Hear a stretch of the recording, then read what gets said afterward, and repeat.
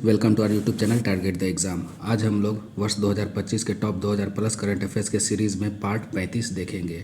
यह सीरीज़ जो है आने वाले exams BSSC CGL 4, BSO second inter level, Bihar SI, SSC, railway और भी एग्ज़ाम्स के लिए इम्पोर्टेंट होने वाले हैं। देखते हैं, हमारा पहला क्वेश्चन है, जर्मनी के 10वें चांसलर कौन बने हैं? तो जर्मनी के 10वें चांसलर या फ्रेडरिक मर्ज बने हैं। भारतीय सेना ने किस मिशन के तहत पाकिस्तान और पाकिस्तान के कब्जे वाले जम्मू कश्मीर में 9 आतंकी ढांचों पर हवाई हमले किए हैं? तो भारतीय सेना ने ऑपरेशन सिंदूर के तहत पाकिस्तान और पाकिस्तान के कब्जे वाले जम्मू कश्मीर में 9 आतंकी ढांचों पर हवाई हमले किए हैं।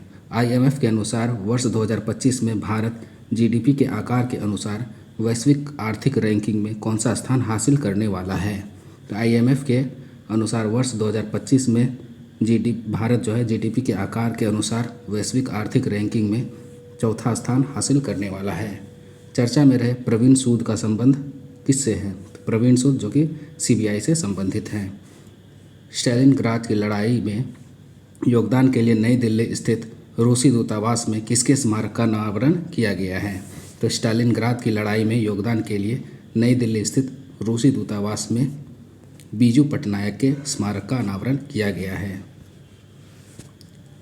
भारत सरकार ने 3 साल की बातचीत के बाद किस देश के साथ मुक्त व्यापार समझौते पर हस्ताक्षर किए हैं?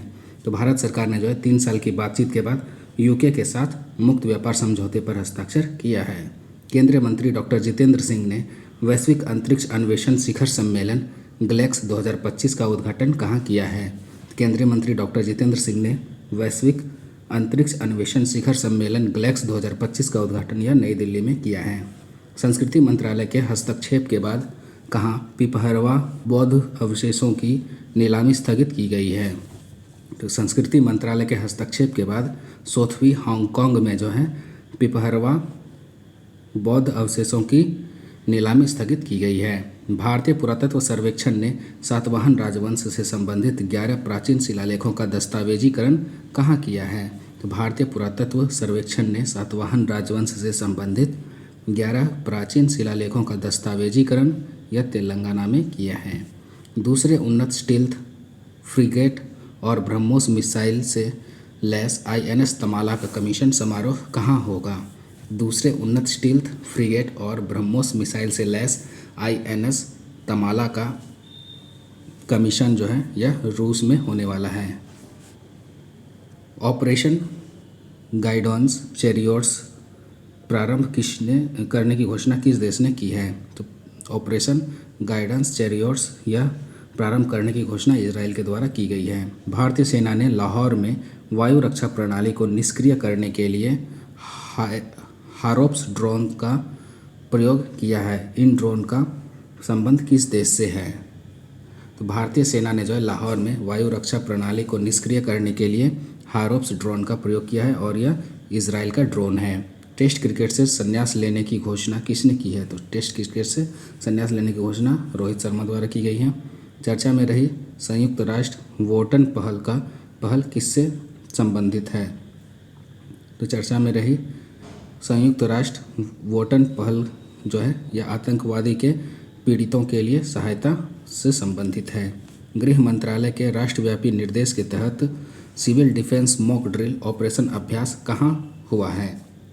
गृह मंत्रालय के एक राष्ट्रव्यापी निर्देश के तहत civil defence mock drill operation अभ्यास यह बेंगलुरु में संपन्न हुआ है। प्रवासी बच्चों को शिक्षित करने के लिए ज्योति योजना किस राज्य ने प्रारंभ की है? तो प्रवासी बच्चों को शिक्षित करने के लिए ज्योति योजना की शुरुआत यह केरल के द्वारा किया गया है। स्टाफ सहभागिता पहल नेक्स्ट लीप और ग्रेट टू ग्रेटर किस बैंक ने प्रारंभ की है? तो स्टाफ सहभागिता पहल नेक्स्ट लीप और ग्रेट टू ग्रेटर यह एसबीआई के द्वारा प्रारंभ किया गया है। चर्चा में रही 2 पांडुलिपियों द्रव्य रत्नाकर निघंटु और द्रव्य नामकर निघंटु का संबंध किससे है? तो 2 पांडुलिपियाँ द्रव्य रत्नाकर निघंटु और द्रव्य नामकर निघंटु यह आयुर्वेद से संबंधित है।